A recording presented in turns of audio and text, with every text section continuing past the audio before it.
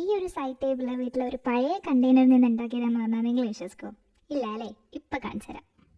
So hello, today we are going to make a side table from an old container.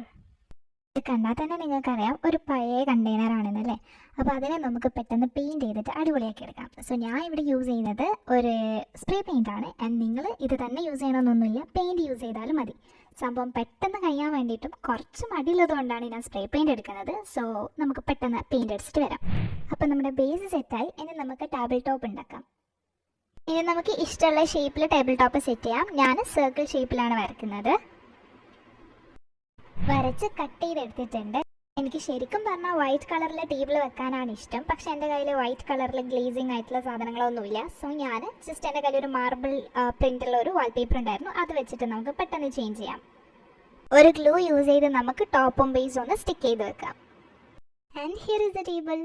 So ഇന്നത്തേക്ക് ഇത്രയേ ഉള്ളൂ. നിങ്ങൾക്ക് ഇഷ്ടപ്പെട്ടോ ഇല്ലയോ എന്നൊക്കെ എന്തായാലും കമൻറ്റ് ചെയ്യണേ. ബൈ.